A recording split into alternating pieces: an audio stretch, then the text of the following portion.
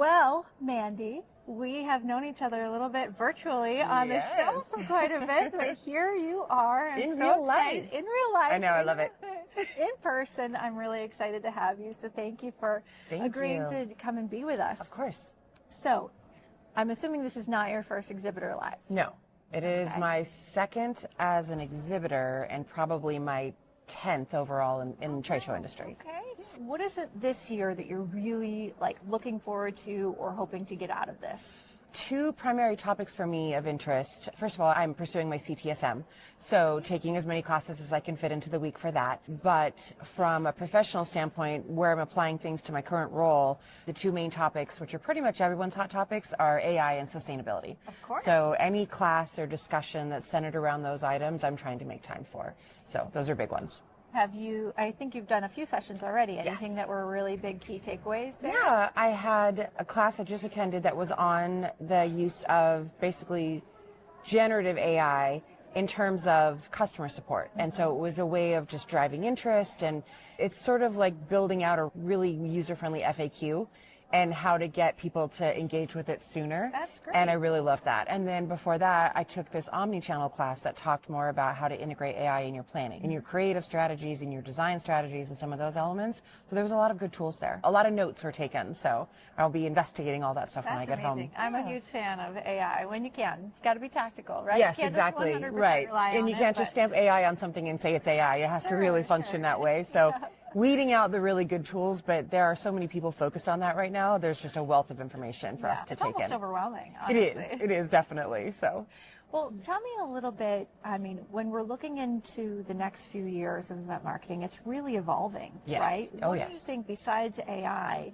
are there any particular technologies or tactics or approaches that you think that, or even that you're hoping to implement in your event marketing strategy? Sure. So I think for me, it's twofold right now. There's, from the sustainability aspect, for a couple of years now, I have issued any print, anything that's print, anything that can just be tossed in the trash. Like, I try to not do anything like that in the booth space.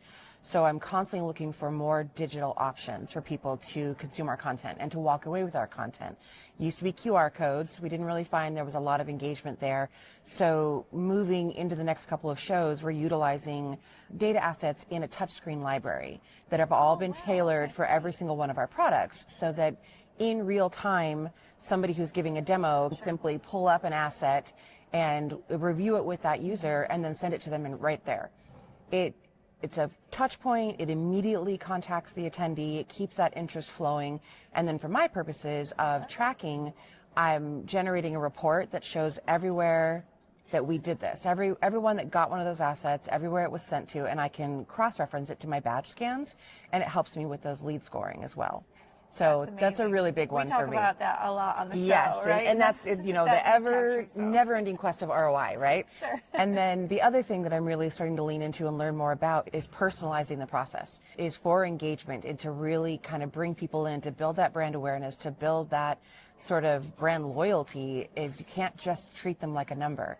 Even at a huge show like the one I'm going to in a couple weeks, which is like 70,000 people, how can we tailor the process to make it feel like more of a personalized attention? And I'm just barely chipping away at that topic, but I really feel like that is going to be a big evolution in the coming years. Absolutely. Now, so let's going back to, you know, the lead capture and the lead scoring. You know, I love that topic. Yes. And then, of course, you know, the post-show engagement. You said that you were personalizing that. Are there any particular things that you'd want to share on exactly what you're doing, or right some now? tips? So it's a couple fold. So it starts in the booth. Obviously, it starts with your booth staff and how they're engaging.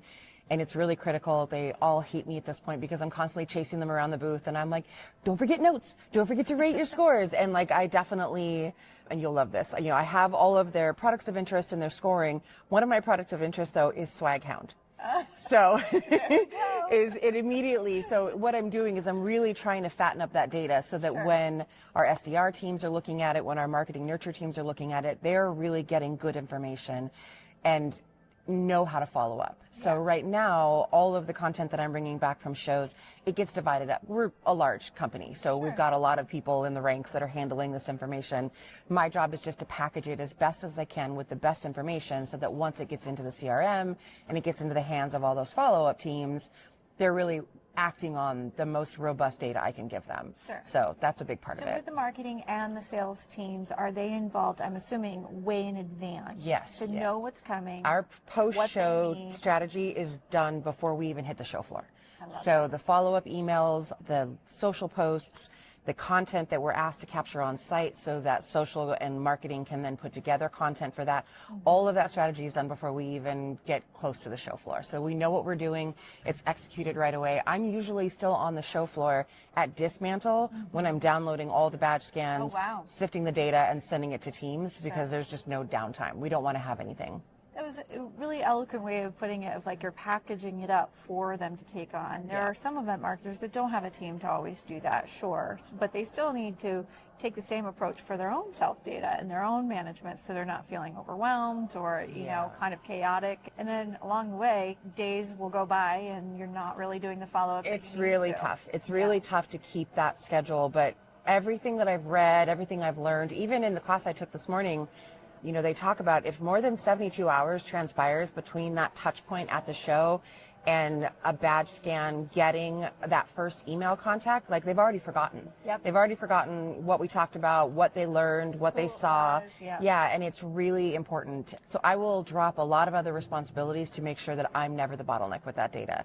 And if you're responsible for managing them yourself, even more so prioritizing how that data is captured and how it's organized, it will save you so much stress. Are there any tools that you really are like loving right now for doing that? Right now, not really. I think I'm kind of doing it old school, honestly, because one of the struggles that I have right now is that depending upon the show, Seagate does so many different verticals and so many different industries where a lot of exhibitors are very much in their single industry. Sure. We're in a lot of industries because we support a lot of industries.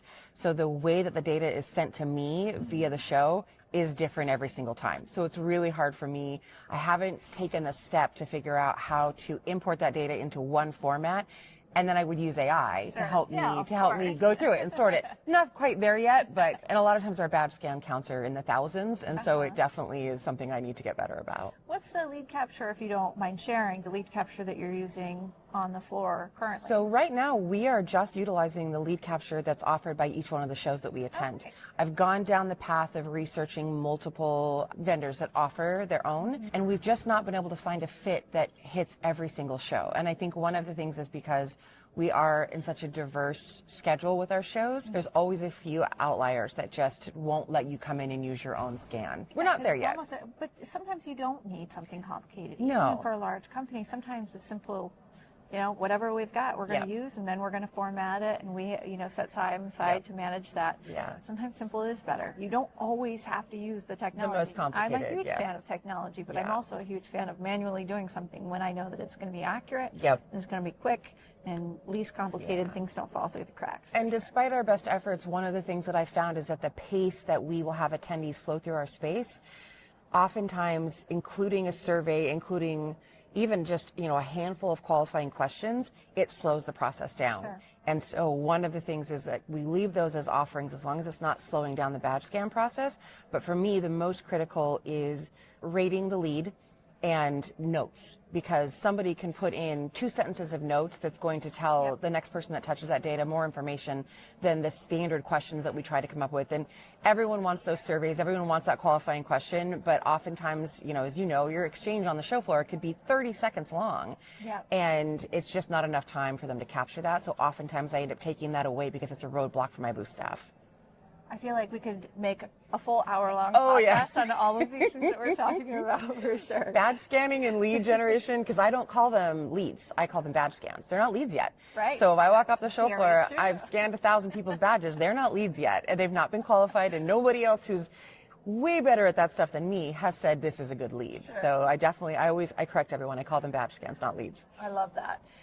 2 questions for you. 1, what do you think is a challenge that event marketers are facing right now that they need to really overcome for the future of event marketing? I work on this myself. I think one of the things, and I spend a lot of time now like networking and talking to other people, and, you know, having really only been an exhibitor for 3 years, I try to meet as many people as I can that do my job. And I feel like we always come back to the very same topic, is ROI.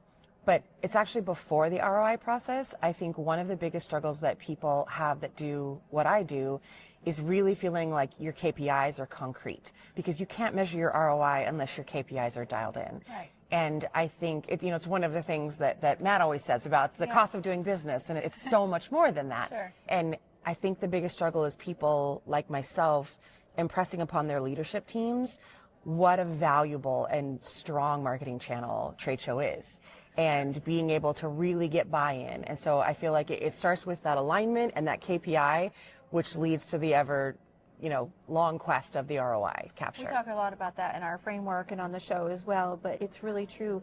It's, you're so incredibly valuable in what you do because it does drive ROI, but it needs to be measured, but it also needs to go back to what leadership and the stakeholders see as value. And so it's like getting the opportunity to just have a seat at the table, listen, learn what's important to them, what are the metrics that they're measuring, what do they care about, and then going back and saying, hey, this is why we should be at this event, this is where our audience is, this is how we expect it to be a success. And it's an opportunity for someone like me to educate people who simply look at trade shows, look at badge scans, and say, okay, well, how many sales do we make off the badge scans? Well, some companies like mine, our sales pipeline is 18, 24 months long. And so it can't just be about, we scanned this badge, it was a strong lead, we converted the opportunity, we made a sale. There's so much more value in there in building that brand awareness, in the brand loyalty, and that customer retention. A lot of people that come see us are already customers of ours that are there to learn about, what's next and what's new. And a lot of people in a leadership position, in a marketing or sales position, will simply look at a trade show as a means of selling. And there's so much more value in it. And it's really getting a seat at that table and being able to tell that leadership team, like, hey, there's so much more at play here that we could be really emphasizing. And taking advantage And it's hard. But that all leads back to building those KPIs. If your KPI is scan the badge, make the sale, it's a very cut and dry transaction, and it really should be more than that. There's so much more value in it. That's really great advice. Yeah. That's very great advice. Okay. It's not easy to accomplish, though. No. It's advice, but I have not achieved it completely yet, so I can tell you that. Okay, one last thing.